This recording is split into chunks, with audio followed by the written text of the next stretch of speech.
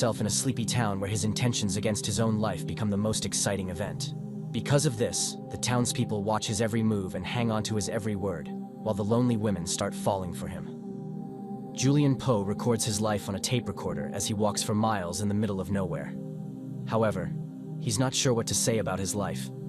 The only thing he thinks is worth mentioning is that he's always wanted to go to the sea since he's never seen it. After hours of walking, he finally reaches a sleepy town and checks into its rundown hotel. The owner, Vern, is apprehensive about the guest at first, while his sister, Lucy, doesn't speak to him and just points him to his room. Unbeknownst to Julian, his presence immediately attracts attention. Mayor Henry and Sheriff Leon find it odd to have a tourist in town, especially since Julian didn't drive a car to get there. With this, Leon spends the night watching Julian's window to make sure he doesn't commit any crimes. His wife, Darlene, fears that the man is a terrorist, not knowing that Julian is listening to his tape recordings. Outside his door, Vern eavesdrops, but Lucy catches him, so her brother leaves. The next morning, Julian heads out with his luggage, only for the hotel owner to start interrogating him. Julian just tells him that he's heading to the ocean, but Vern wonders if he's running from the law. Disregarding this, the nervous guest heads out and walks out of town. However, he finds that the sheriff's car is following him while there's no other vehicle that passes by to hitch a ride from. With no choice, he heads back into town where all the residents are watching him. As Julian checks into Vern's hotel again, Darlene and her friends, Lila and Dee, gossip about him. The sheriff's wife shares that Leon thinks the man is into questionable business, which horrifies Dee. In turn, Lila sarcastically comments that such businesses don't belong in their boring town. Julian later heads to the bridge, over the nearby river, to record his thoughts, but stops when an old man starts pacing around him watchfully. Uncomfortable, he decides to head back to his room, where he exclaims to Lucy how the town is treating him like a freak. Meanwhile, Lila criticizes her husband, Henry, for not doing anything about Julian. The mayor assures her that nothing has happened yet, but his wife is convinced that Julian is a killer. By the following day, even the kids in town start following Julian. More and more people become afraid of the newcomer, so the mayor finally confronts the man.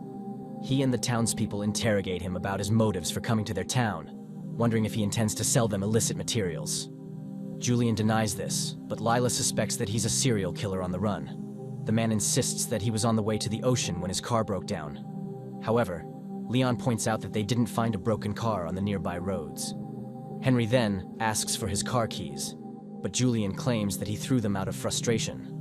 With his story getting more and more dubious, the people bombard him with questions until, finally, Julian snaps that he does intend to kill someone. However, his target is himself.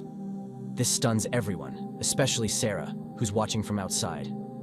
The people question why he wants to end his life, but Julian just excuses himself and leaves. In the hotel, he asks Vern if there'll be a bus or train out of town, but the man reveals that there won't be. Vern then offers his guest a bottle of liquor, having heard what he said earlier. Julian retreats to his room and draws a bath, only to be interrupted by Reverend Bean. He tries to talk to the guest about his plans on his life, urging him to get things off his chest. When Julian doesn't, Bean decides to leave him alone. Not long after, Henry visits and invites Julian over for dinner, but he declines. Later that afternoon, Lila visits him next, though the woman oddly acts more flirtatiously towards him. Elsewhere, Dee tells her husband, Bobby, about Julian, but the man is dismissive towards the story, unlike everyone else. Early the next day, Julian wakes up to find the kids still watching his window from outside.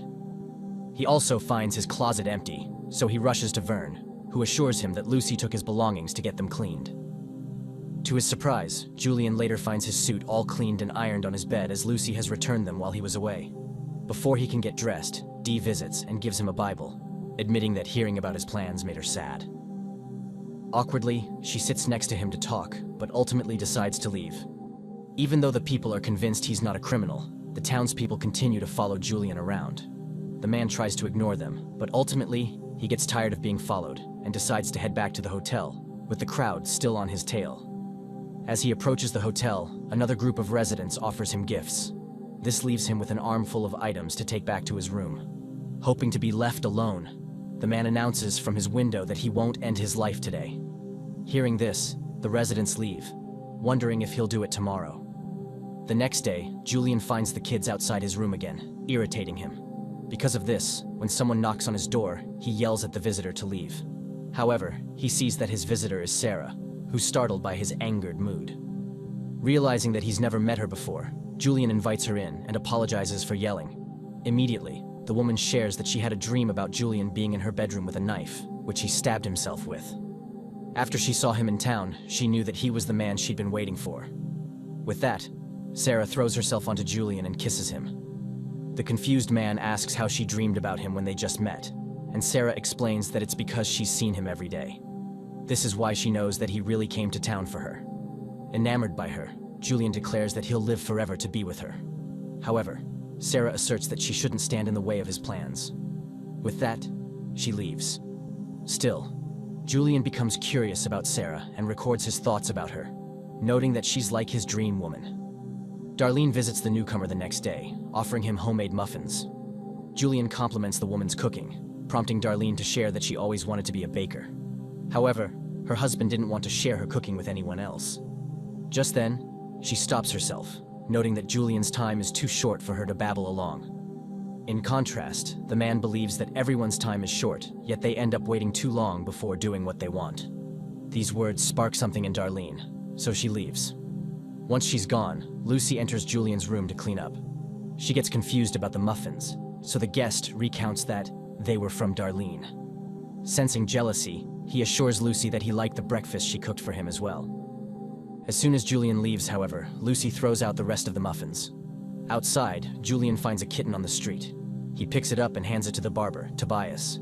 The older man then starts talking about how Julian shouldn't be buried with a bad hairstyle, so he gives him a free haircut.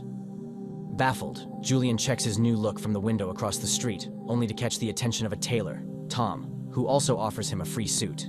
Julian tries to refuse, but Tom insists on being part of his adventure. With all the attention on him, Julian grows more comfortable in town despite the dozens of eyes constantly trailing him. He later finds Lucy cleaning his room, so he asks her to leave so he can have some privacy. However, he accidentally startles the woman when he taps her on the shoulder. Only then does Julian realize that Lucy is deaf and has been only reading his lips. With that out of the way, Lucy writes on her notepad, asking Julian why he wants to end his life. He dodges the question since it's hard to explain. That afternoon, he goes to the bridge again, wondering if the river below is connected to the sea. Sarah follows him, making Julian suspect that she wants to see if he'll jump over or not. However, the woman declares that she intends to join him. She then takes him to the river, recounting how she used to go there at night and think about all her fears. Afterward, they visit her father's grave, whom Sarah believes is still watching over her. The only problem is that she can't touch him until she takes her own life like he did. Sarah leads Julian to her home next, where she gives him a sweater she made. She recounts that she's been making clothes for him since she started dreaming of him, and to Julian's surprise, they mostly fit him perfectly. With no further words, Sarah starts undressing and invites the man to her bed. Julian joins her, and the two enjoy an intimate time. That night, a delighted Julian records his thoughts, admiring how Sarah makes him happy. Unbeknownst to him, the woman has been cutting her hair to knit into his sweaters. Julian then goes to the bar, finally in the mood to live again. He's joined by Stonewall and Tyler, who speculate how he'd end his life. Stonewall thinks a lethal dose is less messy than a gun, but Tyler argues that he'll have a bad time if he doesn't take enough. Julian finds the conversation awkward, but the men admire him since he's decided on his fate. With that, they buy him a round of drinks. This has the man sleeping in the following day, so Lucy wakes him the next day to give him medicine for his hangover.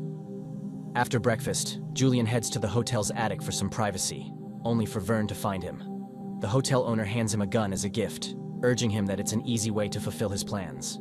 He then leaves the weapon to him, though instead of being encouraged, Julian becomes scared. As he steps out, Leon corners him and invites him to go hunting.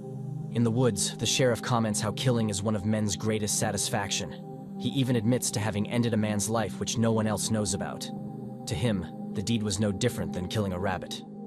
Leon thinks Julian feels the same way about killing, given his intention to do it to himself. With no choice, the nervous man agrees to appease the sheriff. However, when they arrive at Leon's home, they find Darlene starting her baking business, encouraged by Julian's words.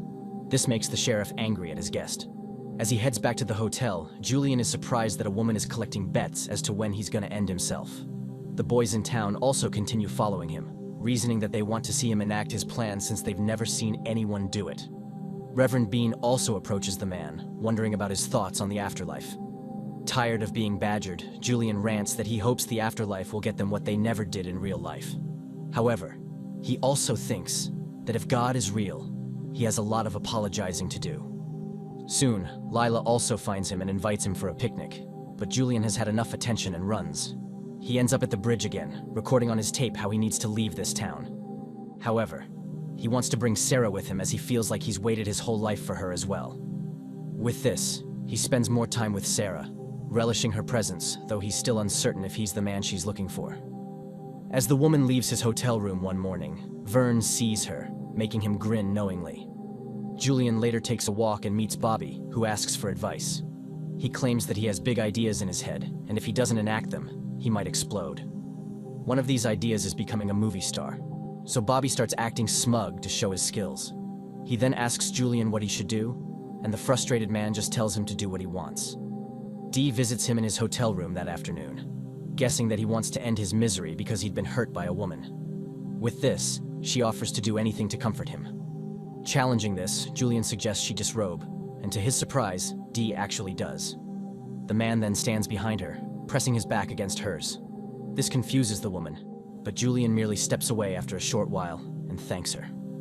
The following day, Vern presents Julian with his gun collection, thinking he wasn't impressed by the revolver he gave him. He then offers him any weapon to use, but as Vern starts musing about his collection, Julian slips out. He visits Tom's shop to purchase a tie, and as he chooses, the tailor asks if he's ever been in love. Julian says yes, so Tom empathizes with how horrible it must be to love someone they can never be with. The tailor then confesses that he's been in love with Leon since they were kids. He cries since the man is married, and if he ever told anyone of his feelings, he'll be hated.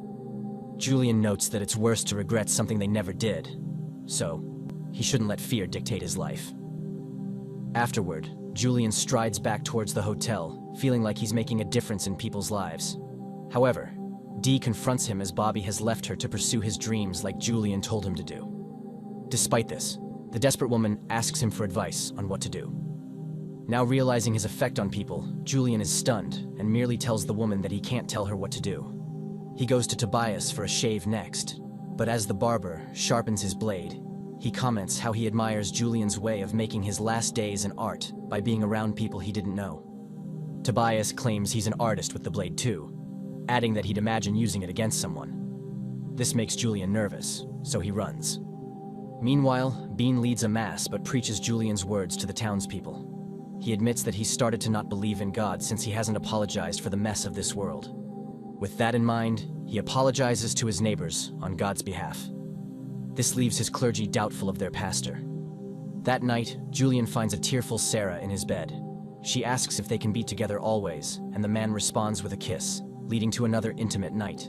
However, he wakes up the next day, finding only Sarah's note on his bed. Her letter horrifies him, so Julian races to the river, but only sees Sarah's scarf tied to the bridge.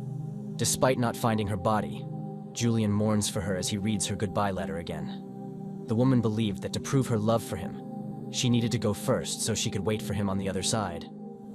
This leaves the man heartbroken, as he thought Sarah had given him a reason to live again. As he grieves, Henry, Leon, Vern, and Tobias approach his door, demanding his attention. They accuse him of lying about his intentions, arguing that they trusted him and even made sacrifices for him.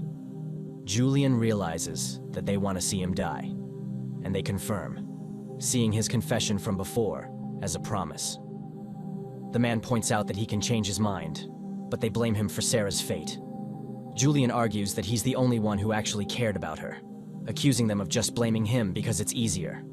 Ignoring this, the men urge him to do what he went to this town for. With no choice, Julian declares that he'll do it tomorrow. This appeases the men, so they leave. Julian spends the rest of the night contemplating.